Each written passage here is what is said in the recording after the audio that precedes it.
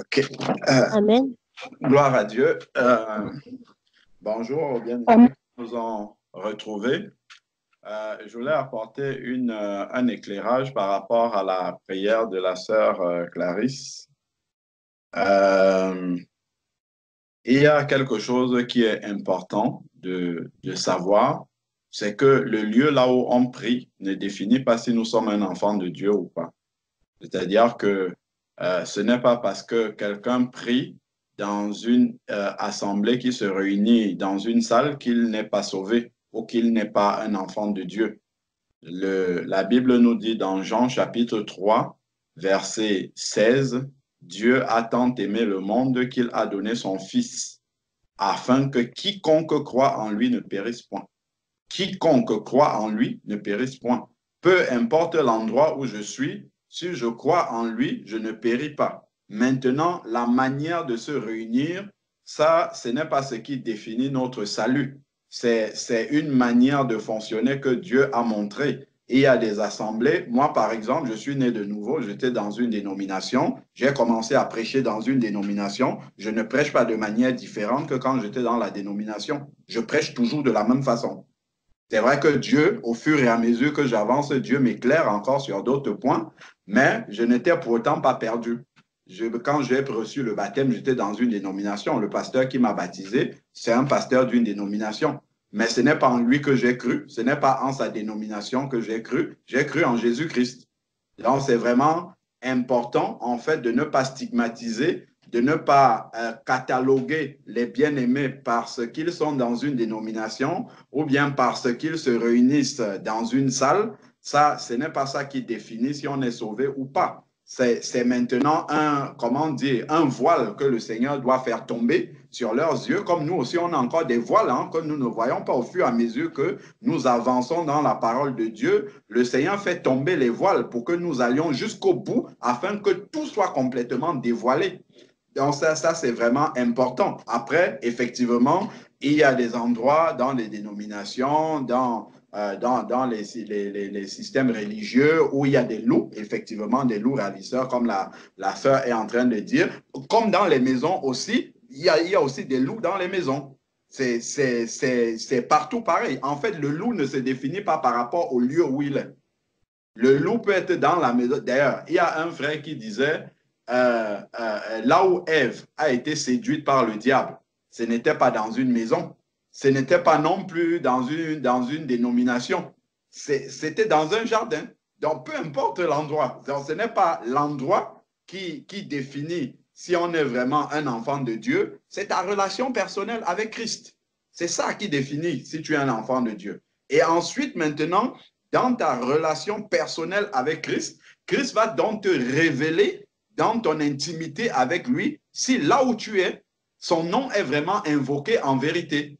Et si son nom est invoqué en vérité, si les gens cherchent vraiment la vérité là-bas, ben à ce moment-là, si tu es éclairé, par exemple, par rapport à un point, tu vas prier pour ces personnes-là pour que Dieu leur ouvre les yeux, par exemple, sur le point de la dénomination, par exemple, sur le point de la manière de se rassembler.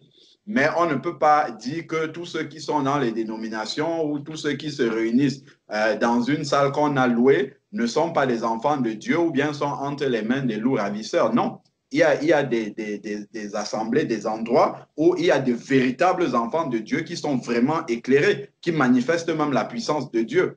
Après, maintenant, ils ont besoin, comme je disais, que le Seigneur puisse ôter le voile sur le point de la dénomination précisément. Donc, c'est vraiment important de faire attention à ce point-là. Sinon, en fait, on va devenir une secte et on va dire, bon, tous ceux qui ne comprennent pas la parole de Dieu comme ça par rapport à la dénomination ne sont pas enfants de Dieu. Pourtant, Jésus ne dit pas ça. Ce que Jésus dit, c'est quiconque croit en lui ne périsse point, mais qu'il ait la vie éternelle. Croire en Jésus ne dépend pas, je répète encore pour ceux qui nous rejoignent, croire en Jésus ne dépend pas où je suis, où je me réunis, où je m'assemble. Tout ça là, ça n'a rien à voir. Le salut, c'est une relation personnelle entre Jésus et moi. Est-ce que j'ai accepté Jésus dans ma vie? Est-ce que Jésus est vraiment le Seigneur de ma vie? Est-ce que partout où je suis, je me soumets à lui? Le Seigneur dit dans Matthieu chapitre chapitre 7, verset 21, ce ne sont pas tous ceux qui disent Seigneur, Seigneur qui entreront dans le royaume des cieux, mais celui-là seul qui fait la volonté de mon Père. Et il ne dit pas celui-là seul qui se réunit dans une maison ou celui-là seul qui n'est pas dans une dénomination. Ce n'est pas ce qu'il dit. Il dit celui-là seul qui fait la volonté de mon Père. Donc, autant que je suis éclairé, je fais la volonté du Père. Si maintenant je suis éclairé que la dénomination n'est pas de Dieu, je dois obéir. J'obéis parce que j'ai été éclairé. Si je ne suis pas encore éclairé par rapport à ça, bon, je prie pour que enfin, moi qui suis éclairé, je prie pour que les autres en soient aussi éclairés. Mais ça ne veut pas dire qu'ils sont perdus. C'est un peu comme si quelqu'un nous voit, par exemple, marcher aujourd'hui. Je ne sais pas, on n'est pas encore éclairé sur un point. Je ne sais pas quel point on n'est pas encore éclairé. Il nous voit marcher en dehors de la volonté de Dieu dans ce domaine-là. Il dit, mais attends, mais toi, tu es perdu. Toi, tu es entre les mains d'un loup ravisseur, alors que c'est simplement parce que je ne suis pas éclairé là-dessus. Tout simplement. Simplement parce que je ne suis pas éclairé là-dessus. Mais si quelqu'un me voit marcher de cette manière-là, alors que je le fais de tout mon cœur, ben, je me rappelle quand la première assemblée dans laquelle j'ai été, là où on a été, même d'ailleurs, mon épouse et moi, au milieu de laquelle nous étions lorsque j'ai reçu le Seigneur. Et il y avait une manière de louer le Seigneur là-bas. C'était tout le temps en dansant, en sautant, en prenant les chaises, en agitant les chaises partout. Et moi, je me rappelle, il y a un chant qu'on chantait, on chante, après, à un moment donné, c'est la louange. On dit, on devient fou pour Jésus, on devient fou. Et quand on dit on devient fou, les gens, ils faisaient vraiment des choses de fou. Ils prenaient les chaises, les tables, ils soulevaient, ainsi de suite. Et moi, je venais de me convertir et je le faisais de tout mon cœur parce que je me rappelais de la manière dont j'ai glorifié Satan en dansant tellement partout et avec tout mon cœur. De la même manière, j'avais le souvenir de ça dans mon esprit et je me disais, il faut maintenant que je connaisse Dieu, que je puisse glorifier aussi Dieu de tout mon cœur. De tout, parce que je l'ai fait pour Satan, il ne faudrait pas que je fasse à moitié maintenant pour Dieu. Mais si quelqu'un arrivait, il me voyait avec tous les autres louer, le Seigneur en ramassant les tables, en soulevant, il devait dire que mais ça c'est un perdu, il ne connaît pas l'adoration. Mais qu'est-ce qui lui arrive? Alors que je le faisais de tout mon cœur, parce que je n'étais pas éclairé, que ce n'est pas comme ça qu'on loue le Seigneur. Parce que dans la louange du Seigneur, le fruit de l'esprit doit être manifesté, la maîtrise de soi, comment dire, la paix, la bénignité, l'amour, tout ça. Et ce n'est pas dans le désordre que ça se fait. Mais j'étais nouvellement converti et moi, je me fiais aux plus anciens que moi que je voyais autour de moi et j'imitais ce qu'ils faisaient et je me disais c'est la bonne façon de faire. Mais si quelqu'un m'avait vu et il m'avait catalogué, il avait dit celui-ci, ça là, ce n'est pas de Dieu, donc il est perdu. Mais aujourd'hui, s'il me voyait, il va dire mais attends. Alors qu'en demeurant là, le fait de chercher le Seigneur de tout mon cœur, le Seigneur nous a éclairés. Et quand il nous a éclairés, on est allé voir le pasteur, on lui a dit, bon, pasteur, il y a ça ne correspond pas à la manière dont nous on comprend l'écriture. Donc, on va partir de l'assemblée et on est parti de là. Et voilà, donc c'est pour ça qu'il faut qu'on soit vraiment sage même dans nos rapports. Je suis sûr que dans nos familles, nous avons des enfants. Il y a ceux qui sont religieux, qui n'ont pas reçu le Seigneur, ça c'est une chose. Ceux qui sont dans les religions, il faut prier pour eux pour qu'ils se convertissent.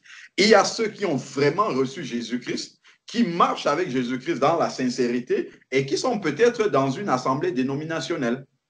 Pour eux, ce sont des vrais enfants de Dieu avec qui il faut partager, il faut prier et maintenant, et peut-être aborder le sujet de la dénomination pour pouvoir les éclairer sur ce point-là et prier pour qu'ils soient éclairés, tout simplement.